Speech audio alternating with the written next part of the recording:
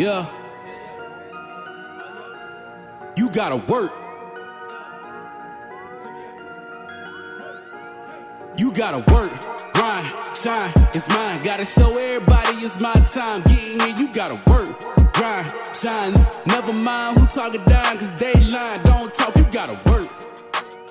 Welcome to Let's Talk with Carl Lee. Let's Talk is proudly presented by attorney Frank Walker. Real talk, real experience, real results. FrankWalkerLaw.com. Let the conversation begin on Let's Talk. Hello, ladies and gentlemen. This is Carl Lee with Let's Talk. And today is one of those kind of shows that I'm going to own. I'm going to own up to it right off the bat that, you know, this is going to be a baseball show. Yes, absolutely. And I basically know all things baseball tonight, Carl. I know very little about baseball, but at least we have a guest that does. Yes. So I have Lisa Otey in the studio with me today, and Hollis Lewis is on the line. Hello. And we'll have Sean Lloyd also on the line. And let me give a quick bio from him. He's been a head coach for 12 years. Actually has the most wins in the MEC baseball coaches. Ooh. 2 MEC championships, 2 NCAA appearances, 20 years as an assistant coach under Cal Bailey, the great Cal Bailey. Sean, are you there, buddy? I'm here. How are you doing, Carl? I'm doing good, man. It's nice talking to you. Yep, absolutely. And I know you know probably how little I know about baseball. I think He's a mess. He's a mess, I think coach. you may know that. Complete mess. But I'll work my way in. And I'll give my justification for why I know very little about it. A buddy of mine, I've said this probably before on the show, a buddy of mine got hit in the back by a dude named Jack Matheny, and he showed me his back.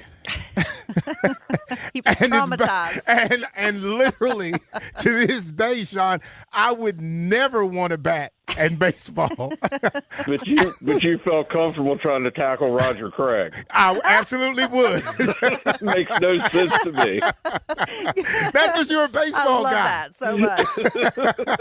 That little white ball, I can't do anything with it. Oh, boy. So, Sean, here we are. We're looking here at baseball season, championships taking on. You got WVU going. We got the regional on here. Yeah, we got the regional Kentucky, actually WVU on in the TV. studio. We're watching it. So, when you watch, this is my question. Like when you watch baseball, like what do you dissect it like most coaches, or can you watch it and just enjoy it? No, I have a hard time watching it and just enjoying it. My family, we normally we're all Mets fans. Okay. Which is rough, but we normally try to go to like Cincinnati or Pittsburgh or Cleveland when they play them to watch. And I have a hard time just relaxing and watching it because I'm watching everything else. Being at the ballpark like that's actually a really big distraction for me. There's just too much going on that I'm not interested in. But it's hard to watch for me, like just as a casual fan. I have a hard time watching it like that. I could definitely see that, Coach. Thank you so much for being on the podcast tonight with us. We appreciate it. Absolutely. So I'm going to go back to your 20 years as an assistant coach to Cal Bailey at State. You played a major role in the ascent of West Virginia State University baseball into the ranks of the country's elite NCAA Division II programs while you were a hitting coach for them. And sometimes my research is wrong, so please correct me if I'm wrong. You were a hitting coach for the Yellowjackets. And at some point during that tenure, you led the nation in batting average, home runs, slugging percentage, and scoring. And that was at the conclusion of like 3 separate seasons. Is that correct? It sounds right. Okay. Yeah. You don't have to be modest on this show. Yeah, please do not. Sing your praises. We will. We definitely will.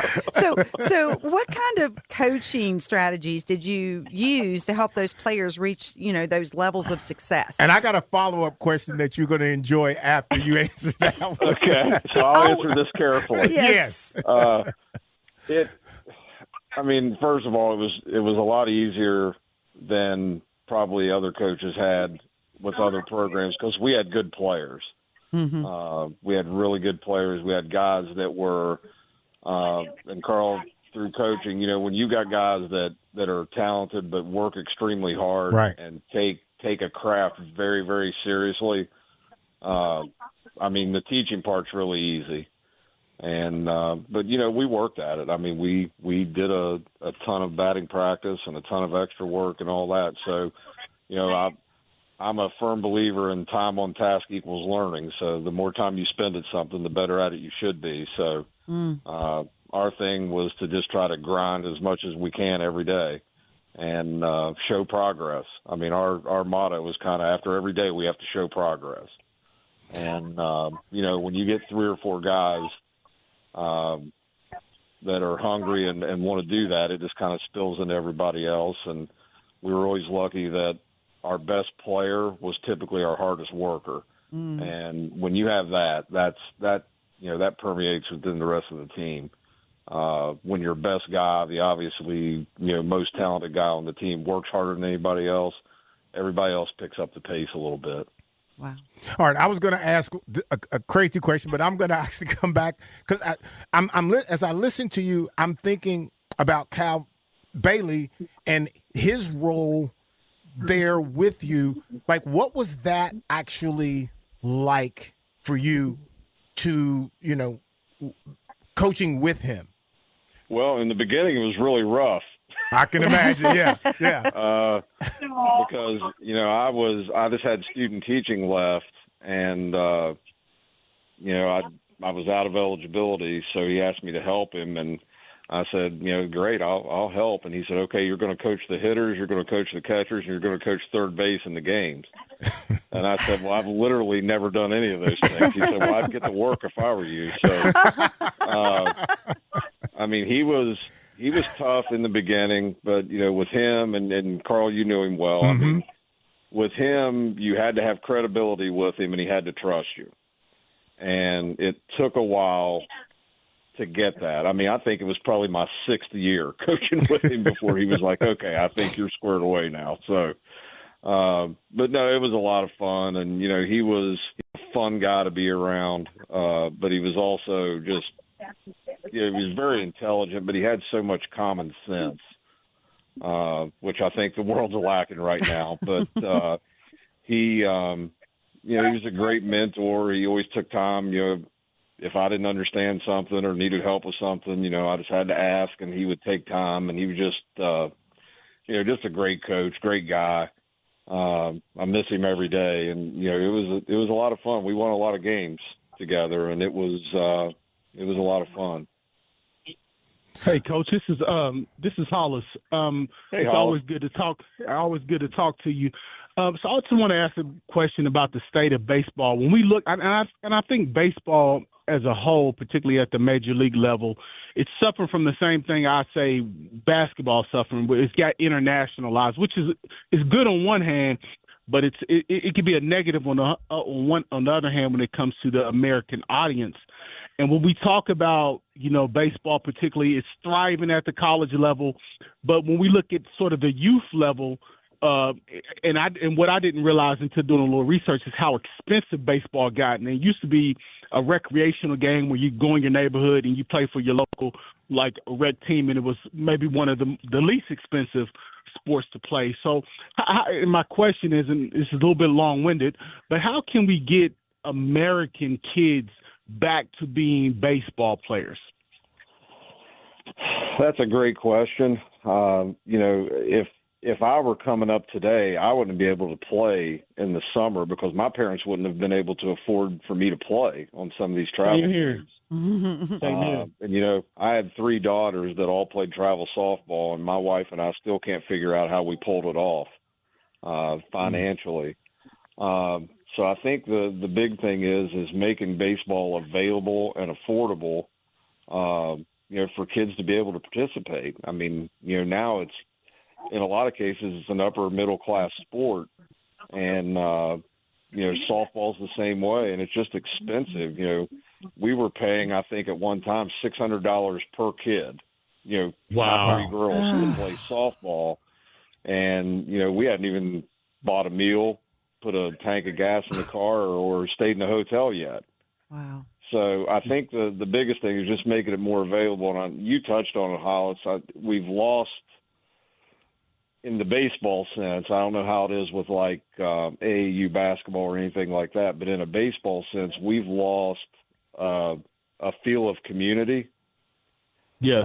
Because it used to be, St. Albans kids played with St. Albans kids, Nitro kids played with Nitro kids, GW kids played with GW kids, and now they, a lot of the kids, play on travel teams that aren't even in this state.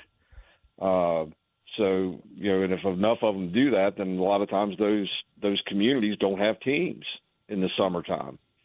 I think high school ball, by and large, is pretty much the same, but the summer playing opportunities, I think, are a lot less now for kids than they were when I was growing up. Of course, when I was growing up, we had a local team, and you got a sponsor to buy one set of uniforms, and the coach brought the water jug, and the coach had the catcher's equipment. Yeah, you did share bats too. Everybody shared their bats.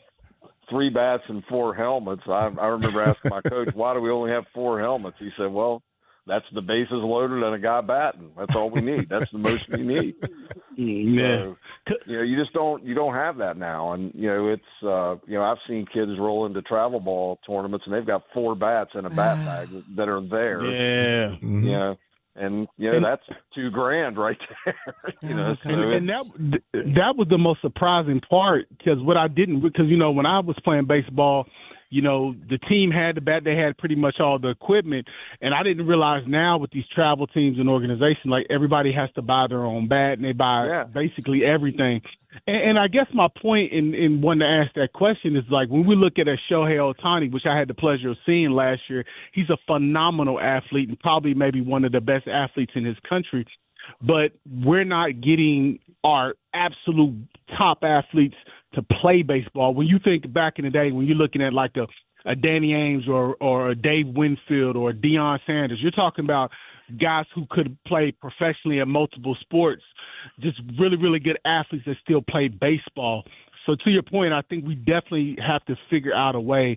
And like I said, I think this goes for basketball as well, just to bring it back more localized so everybody has the opportunity to play. Well, and high schools too, a lot of times the coaches are asking kids to specialize. True. They're asking kids to, I need you to in the summer, I need you lifting and I need you running, and we're going to be in 7-on-7 tournaments, and or I need you playing AAU basketball and things like that. So kids aren't playing multiple sports anymore, which I think, multiple sport athletes are. I mean, I love them. I mean, I've had kids that were excellent football players, basketball players, wrestlers, soccer players, because, I think in whatever sport you play, there's going to be an advantage that you get in that sport that's going to help you in another sport, whether it be footwork or strength or, I love kids that wrestle because those kids, when you wrestle, there's no one to blame if you don't do well. So those kids mentally are a little bit tougher sometimes because, they've had their behinds on the line a lot more. But I wish kids would play more sports. And Sean, I've said the same thing. I think wrestling is really the premier sport of today because kids take the responsibility when they lose because it's all them. And today, whether it's the parent, whether it's the kid, if you're on a team sport, no matter what the sport is, it's somebody else.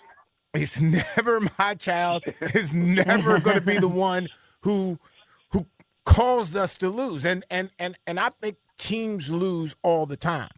I don't think individuals lose, even if you're the last batter up and you need one more run and you don't make the hit. You didn't have to be in that situation. So I don't think that you can blame that kid for striking out.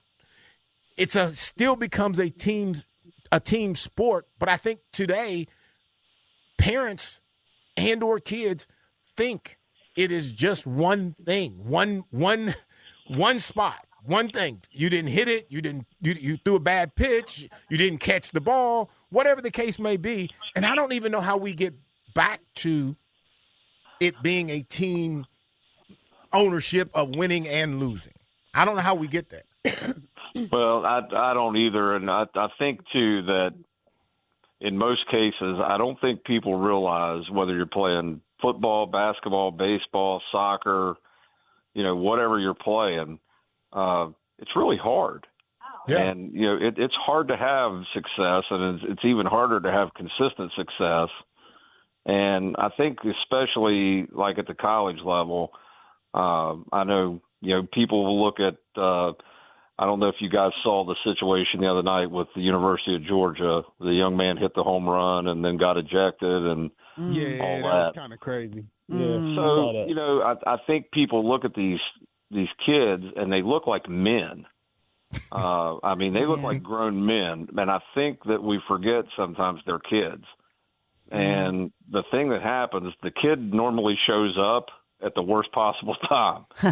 And, in this young man's case, for all the world to see. But, I think that these expectations they put on 18, 19-year-old kids that they're always going to make the right choice and do the right thing.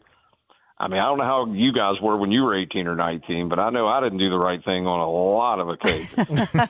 So, I don't even want to say. Oh, you guys speak for yourselves. I was so mature. Had my ducks in a row. I don't even want to talk about that, Sean. But I think the expectations they put on them are just insane, that they've got to have this perfect behavior. And then when they do make a mistake, you always hear, well, he's a bad kid. Yeah. Well, let me tell you, I've seen plenty of good kids make a lot of mistakes, and not just on the field, with making plays and stuff like that, but just, get caught up in the wrong situation and mess up. It happens. Yeah. And, I think that's why, with parents and with, coaches, especially at the youth level, we've got to allow kids to be able to fail, and we've got to allow for explanations and help when they do fail for the coaches, to help them along. And, the most dangerous time for a youth athlete is the car ride home with their parents. That's where they hear how stupid the coach is, or how the coach plays favorites, or how the coach didn't do this, or how the coach didn't do that. And, it's like anything else. The more you hear that, the more you kind of think that it's so. And, so I think that, I don't ever blame or disparage parents for, having an interest in their son or daughter and wanting them to do well, but just allow them to make mistakes, allow them to not have success, and let's see how they bounce back. And kids are resilient if you let them. Right. And to that point, I would like to think that when kids make mistakes, that the conversation isn't so much about you made the mistake. Are you even aware of the mistake that you made? Are you aware of what you did wrong? Those types of things, to me, are better for the athlete to try to figure out, what did I do wrong? What didn't I do that I should have done that I've been coached to do? But just yelling and screaming at a kid because he's wrong, again, and I'm going to go to football at what I know most. When you get beat for a touchdown, nobody's trying to get beat for a touchdown. That's the last Absolutely thing. not. Yeah, that's the last thing that we want to do. And then everybody's like blaming you because you got beat. Jerry Rice beats you in the end zone. Well, it's not just like Joe Blow beat you. And it's not like you're the first guy he's beaten either. Yeah. He's done it before. Yeah. And I don't understand why you can't think that through and realize that those things are going to happen. Those are just part of the game. Yeah. Yeah. And I think, go ahead. I'm sorry. No, you go ahead. I'll ask after you get done. No, I was just going to say, I think that a lot of times, we've got to be able to let kids be kids. We've got to just let them play, especially at the youth level. Give them a chance to discover things for themselves a little bit and let them figure it out for themselves a little bit. And I've always, and I'm not saying I was the perfect parent, but, I had 3 girls that were really good softball players. And the only thing I ever asked them after a game was, did you have fun and where do you want to eat? And, I never, if they asked me, I would give them my opinion. If they didn't ask me, then I took that as they didn't want my opinion. And, they would always ask me when they played well, right? Mm-hmm. So when they didn't play well, they didn't ask me, and I just figured that the reason they didn't ask me is they already knew they didn't play well. And you didn't need to add to it. They didn't need me to reinforce that. Yeah. Yeah, they know. So, yeah. So, go ahead, Hollis. I'm sorry. No, I was just bringing it back to baseball. Like, we've seen kind of the excitement of what happened yesterday with WVU and, those college games. And you mentioned the Georgia game, which was also a very exciting game. And I just want to ask, just from a technical standpoint, like I said, I've had a chance to watch a lot of baseball the last couple of years. And like I said, and if anybody listening, if you have not been to a Major League Baseball game, go. It's the most affordable professional sport that you're going to go to, and they are just super fun to go to professional baseball games. So just from you coach, you played, what has been the evolution in pitching? I've seen some of the nastiest pitches. I don't know what they're called. I don't know if it's a curve, it's a sinker, slider, but I've seen some stuff just at the college level and at the professional level that is just like, how do you even hit this thing? It's going 102 miles an hour with movement. Has there been like an evolution? Are the pitchers getting better, or is this kind of stuff that's kind of always been out there? We just maybe haven't been paying attention. Well, I think it's a culmination of things. I think pitching, kids definitely throw on average harder now than they did 5 years ago, 10 years ago, and certainly 15 years ago. I mean, kids are bigger. There's a lot more specialized training to help kids build velocity to where they're throwing really hard. And the harder you throw, the better it makes your off-speed stuff. But now they're throwing their off-speed stuff even harder. Yes. I mean, there's guys, I watched Oregon State last night, and there's guys were throwing 90-91, but the ball's just moving all over the place. Yeah. So, pitching has become a lot better in that sense. Now, I think the reason, especially at the big league level, and it's starting to change back now a little bit, but at the big league level, the hitting had turned into kind of like a 3-outcome event. It was either a walk, a strikeout, or a home run. So that's made pitching, obviously a lot better. But, you're seeing now that teams are starting to, value putting the ball in play more and, value putting the bat on the ball, and strikeouts aren't acceptable, that sort of thing. I can remember, and it was probably Mike Trout's second or third year in the big leagues, his strikeouts jumped way up, like at an alarming rate. And Mike Scioscia was the manager, and they asked him, what's the deal with Scioscia or with Trout's strikeouts? And he said, well, we used to have him 2-strike hit more, and I'm paraphrasing. We used to have him 2-strike hit more, but, I would rather him take 3 rips and try to drive one than him take a 2-strike swing and hit a ground ball to short and pull a hamstring running down the first baseline. Yeah. So, Yeah. You weigh your options. But Right. The pitching is good, but, I don't think the hitting is as consistent. But if you watch, I'm watching WVU right now. I mean, they put the bat on the ball. They don't strike out very much at all, and that's why they have these rallies late, and that's why, because they're just trying to put the bat on the ball somehow, and the ball finds holes, or the other team kicks it around, and the next thing you know, they hit a double, and there's 2 runs, and they're back in the game. So I really like how they play. It's a refreshing brand of baseball to me. And I'm glad you said you're watching. Yeah, for sure. I'm glad you said you're watching the game. Like we said earlier, we're watching it as well. Obviously, you have at least Carl and I are novices when it comes to baseball. So we thought we would have a little baseball 101 with you. Did you? I'm sure you watched the game last night and the exciting ending, the way it ended, right?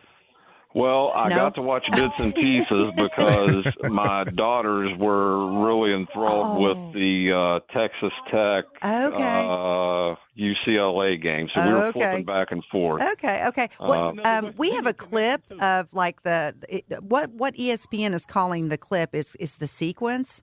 And we just wanted to play it because kind of wanted you to explain to us exactly what happened.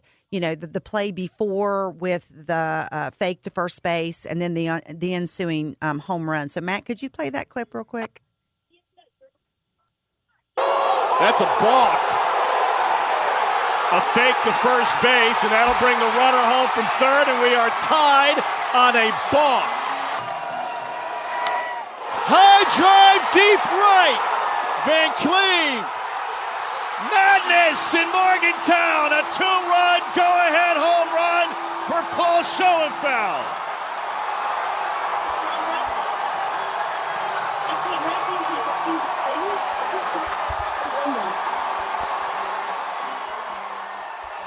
So obviously it was madness in Morgantown, but Coach, since have you ever experienced that with the fake to first base? They scored their run on that.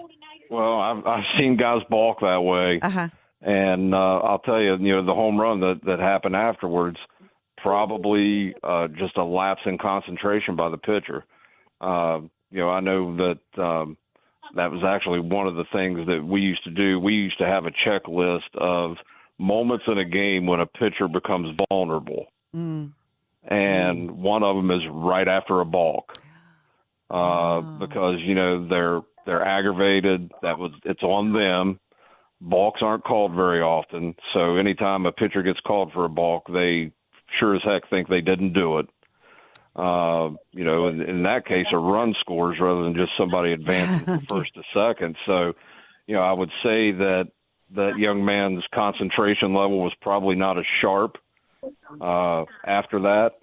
And, the pitch was elevated a little bit, which means he probably didn't finish. And, a lot of times when guys elevate fastballs like that, and I'm assuming it was a fastball, I didn't get to see it, but, they grip the ball a little bit tighter. They're trying to throw a little bit harder. They don't have the elasticity in their arm, and the ball goes a little bit slower, and it's elevated and easier to hit. So probably a pure concentration play. And I bet if they asked Kentucky's coach or the pitcher about it, they would probably have said that. Nice. Isn't it? To me, and every time that they give a height and weight of a pitcher, it amazes me of how huge. It's amazing to me that they're that tall and they're throwing the ball like 1,000 miles an hour to me. When did that transition to pitchers grow, that all of a sudden that's the guy you're looking for? Because it seems to me now like if you're looking for a pitcher, you're looking for a pitcher who's that size. Now, you're not looking for that short guy, or you're not recruiting that guy, or, you're really looking for a specific type. Am I right on that?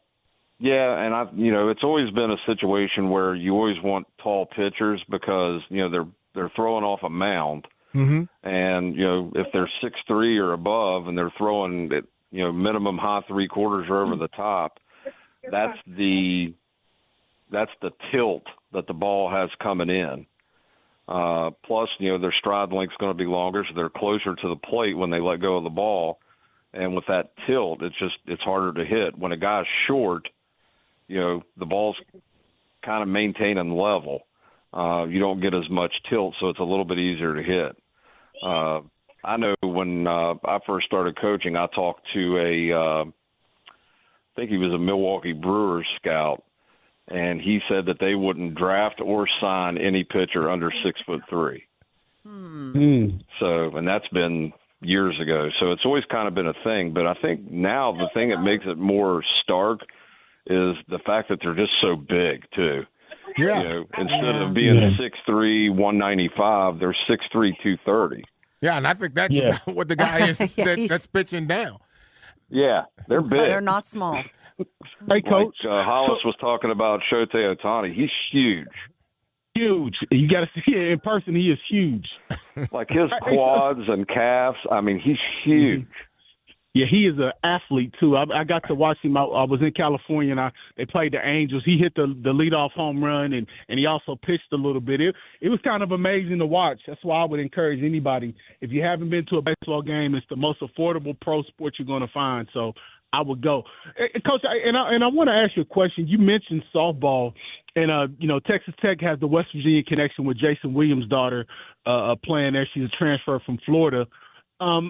I believe, again, I think softball is probably the next sport because it's not only is exciting, it's very watchable from the TV perspective. I would argue it's probably more watchable than baseball, just as far as just watching it on TV.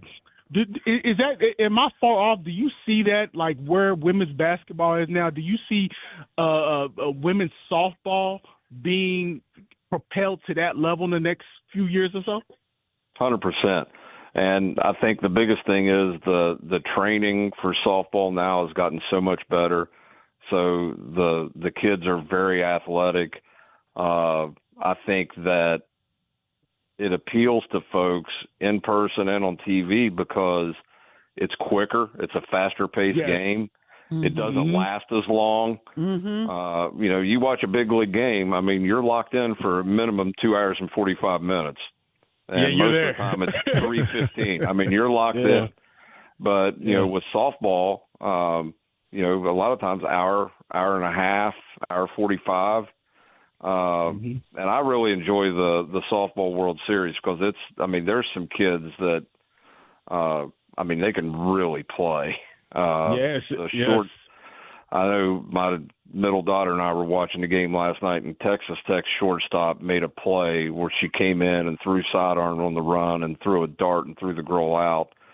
And my daughter said, anybody that thinks that they can be a Division I softball player, that's what you're up against. Is that right there? And I said, what? You're right. That's a great observation. Yeah. And similar to baseball where they're throwing it underhanded, but it's so much movement on the ball, which if you're just paying attention, it's so good. And I also think, again, from a casual viewer's perspective, it's stylistically the way in which you're hitting the ball. You have obviously your power hitters, but you also have those hitters for contact, sort of the slap hitters. And so I think it's funner in that perspective as well. Yeah, and it's to watch the teams at the highest level. Like my oldest daughter works in the athletic department at the University of Texas, so we all kind of follow Texas in my house in softball. And they won today, right? Didn't they? Yeah, they won twice. They beat Tennessee twice today. Yeah, I watched it. So they just the speed that they play at. It's 46 feet from the mound to home plate, and they're throwing 70, 75 miles per hour. I think the young lady for Tennessee throws 78 miles per hour. That's over 100 miles per hour from if you were doing the math, and I'm not a math guy, but if you're doing the math, throwing from the mound to home plate in baseball, that's equivalency of over 100 miles per hour, and these girls are hitting it like it's nothing. Yes, and the bases are closer, so if they bobble a ball in the infield, the runner's going to be safe no matter what. In baseball, you have a chance if you bobble the ball, but in softball, if you bobble it, you have no chance. So it's just, I think with softball, you have to play. You can't make a lot of mistakes in softball. Baseball, you can kind of overcome them in a lot of cases, but in softball, you make a couple errors, chances are you're going to lose. Although Texas won today after making 4 errors. So. Wow. But I have seen, like, when you think about softball, like, to me, I enjoy softball actually over baseball. And again, my whole fear in baseball, it draws no interest whatsoever. But I do like softball, and I do like all of the metrics around it, because it just seems I don't know, it seems faster to me.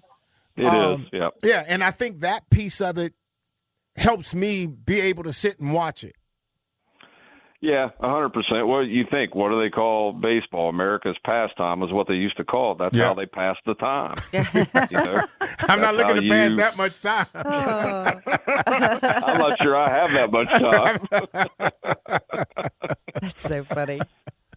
Yeah, but, softball's it's a great sport. It's fun to watch. I love watching college baseball, especially this time of the year, because it's exciting. And, in a lot of cases in these regionals right now, you're seeing teams that have played each other multiple times already because they're in the same conference and, they're familiar with one another. And, it comes down to execution. And, I just enjoy it. It's a good time to be a college sports fan. Yeah. So Coach, I'm glad you just mentioned that about the college game being on right now.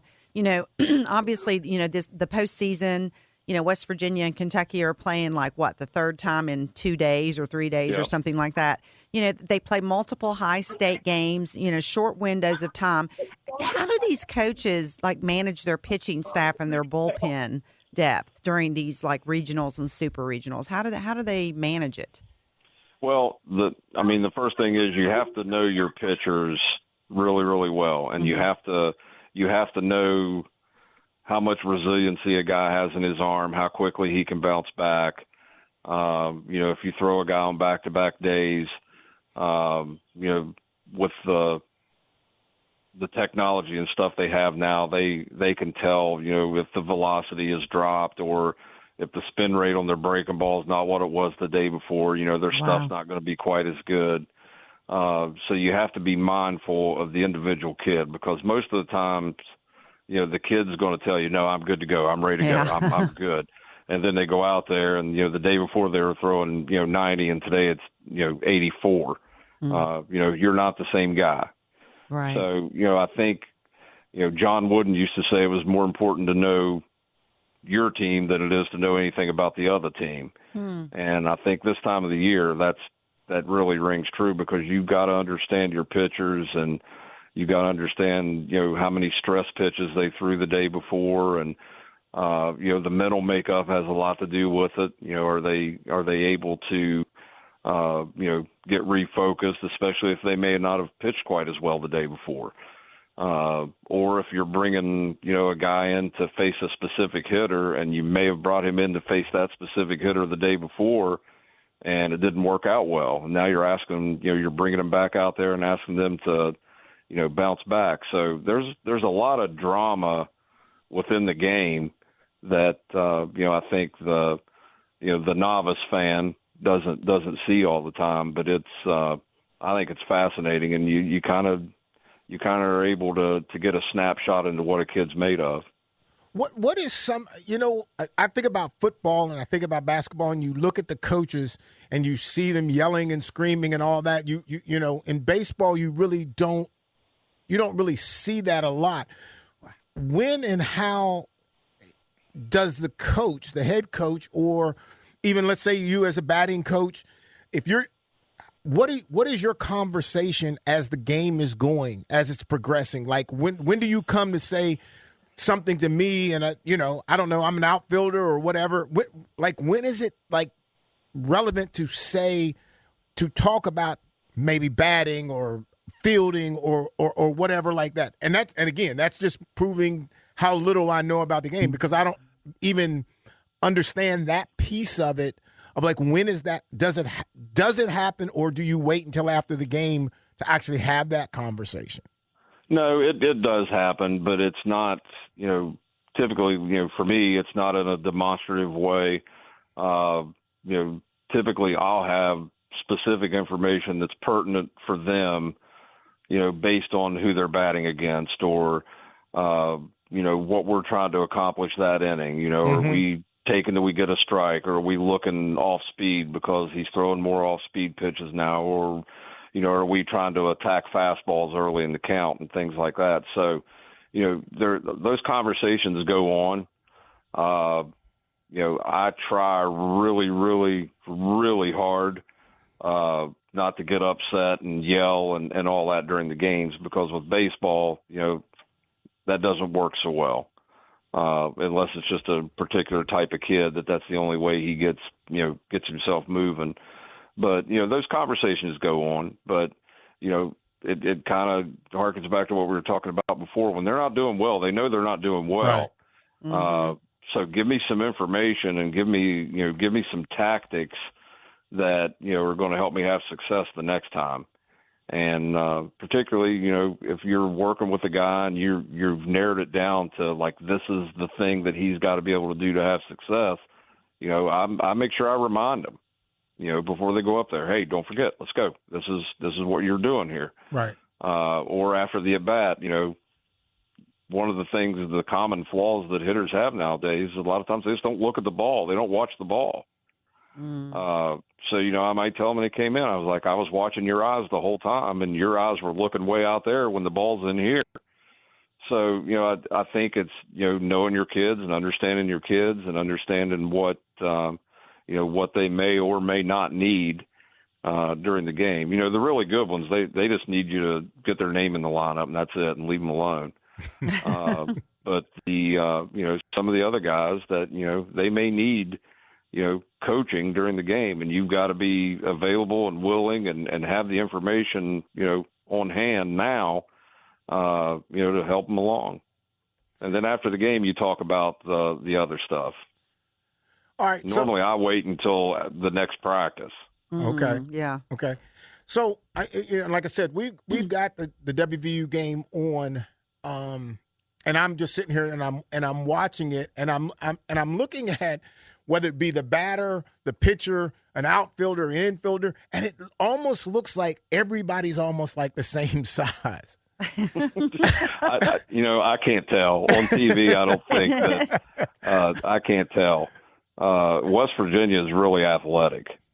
And they've got guys that have versatility, so they've got guys that bounce around the field all over the place and play different positions. So, their guys may be all similar in size.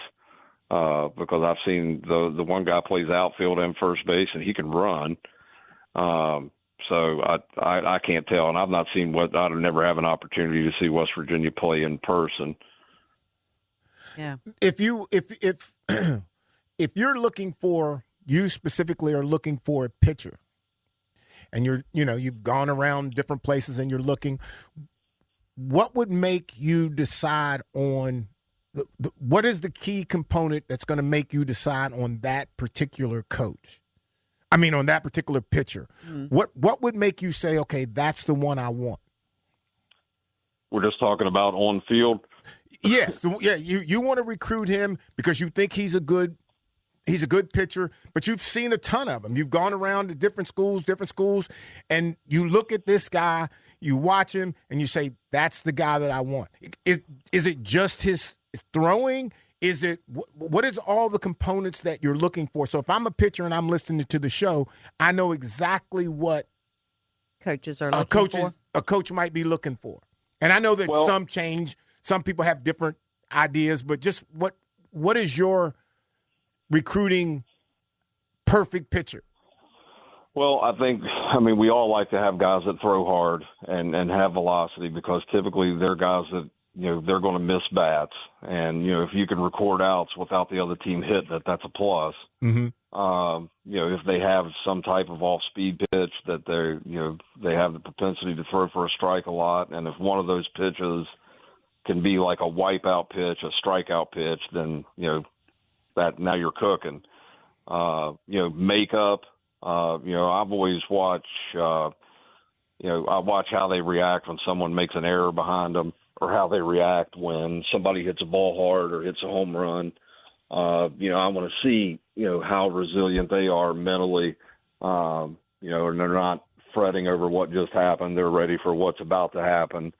I look at all those things. I mean, but you have to be careful because, at the Division II level, we're not always going to get finished products. Right. So, we have to allow for, okay, well, maybe the reason he gets bent out of shape when someone makes an error behind him is, maybe just mentally he's not real mature yet. Maybe he needs to have somebody to explain to him that, like you were talking, Carl, the kid didn't miss the ball on purpose. Right. Yeah. Right. Right. But, I look at makeup. I look at, will they grow? Are they going to get bigger? I always ask kids, how big is your dad? I ask the moms, you have any brothers that are big? I ask them what their shoe size That's is. an interesting dinner conversation. If they're 5'11", but they've got a size 13 shoe, they're probably going to grow. Yeah. Right. So I look at all those things, but I do a lot of it with feel. I like what I like, but a lot of times I can't articulate it. But I don't get caught up in the radar gun because I don't think velocity necessarily is the one recipe where you can have success. I think that having somebody that has a complete repertoire and can throw multiple pitches for strikes and has poise and those kind of things. Those are the things I like. I signed a kid 2 years ago just because I watched him pitch in the regional tournament, and the other team from the dugout was just dogging him. I mean, every pitch. They dogged him every single pitch. And that kid acted like they weren't even there. And I was like, okay, well, he has some maturity and that kind of stuff doesn't bother him. And, he's tuned into what he's doing and not worried about what the other team's saying. So, there's a lot of things that go into it. But, Carl, and this, coaching at our level, you're not going to get the perfect guy all the time. No. So, we got to coach him. We got to teach him. And, we've got to show them why it's important and get them to believe why it's important and then start on the corrections. Right. So Coach, I want to go back to your career and one of your awards that you were actually given. I think it was in 2023. You and some of your, I think it was some of the teammates at West Virginia State University you played baseball with, you were enshrined in the Otey Museum, the West Virginia Sports Legends. In Raleigh County. How did that make you feel, having like all your former teammates? I think they awarded post how do you say it? Post after. Yes, yeah. Thank you. Yeah. I got my tongue tied there for Cal Bailey. So how did that make you feel that day being there and awarded that? It was awesome. It really was. And for people that have not been to that event, you should go.